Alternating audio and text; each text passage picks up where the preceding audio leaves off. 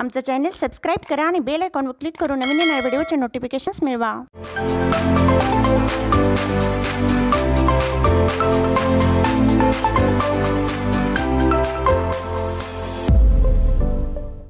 जननी जन्मभूमी यांच्या बरोबरीनेच माणसाला प्रिय असते ती म्हणजे त्याची जन्मभाषा म्हणजेच मातृभाषा। म्हणूनच महाराष्ट्रातील आपण सर्वजण मोठ्या अभिमानाने सांगतो, मराठी असे आमुची मायबोली, मराठी असे आमुची मायबोली, जरी असो भिन्न धर्मानुयायी।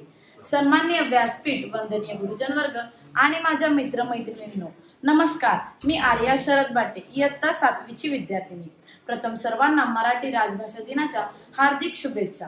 माझी ही मायबोली फार पुरातन आहे। मराठी भाषेतील 9व्या शतकात लिहिलेला शिलालेख श्रवणबेळगोळला सापडला।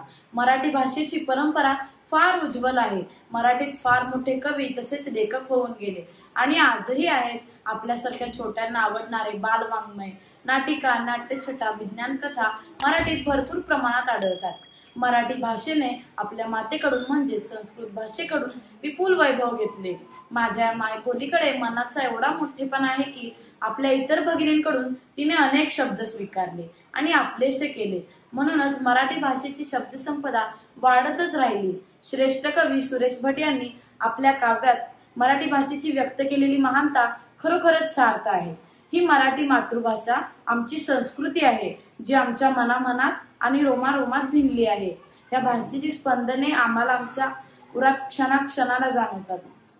आम्हाला आमच्या मातृभाषेचा सार्थ अभिमान आहे, कारण तिला एक अगण्य इतिहास आहे। आमची मराठी नदीसारखी प्रवाही आहे, जिने काळाच्या ओघात स्वतःमध्ये अनेक बदल करून देखील स्वतःचे अस्तित्व ठामपणे टिकवून ठेवले आहे। म्हणूनच तर आपल्या संतांनी तिची तुलना अमृताशी केलेली आहे। मराठी भाषेचे मूळ स्वरूप 11व्या शतकापासून अस्तित्वात असल्याचे पुरावे आहेत, परंतु तिला खरे वैभव प्राप्त झाले ते म्हणजे छत्रपती शिवाजी महाराज यांच्या काळापासून। पुरातन काळातील शिलालेख, ताम्रपट, आज्ञापत्रे, बखर, तहनामे, फरमाने हे आपल्याला आपल्या मातृभाषेचे महत्त्व आणि तिची संपन्नता याची जाणीव करून देतात।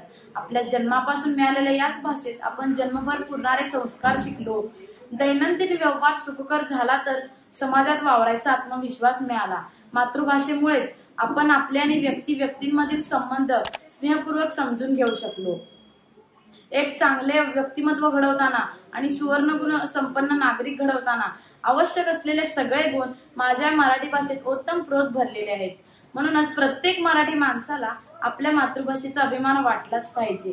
सुरेश भट यांच्या कवितेतील शब्द न शब्द, ओळ न ओळ साक्षात अवतरली पाहिजे आणि त्या म्हणजे आमुच्या घराघरात वाढते मराठी, एतल्या चराचरात राहते मराठी, एवढ्या जगात माय मानतो मराठी, माय मानतो मराठी। धन्यवाद।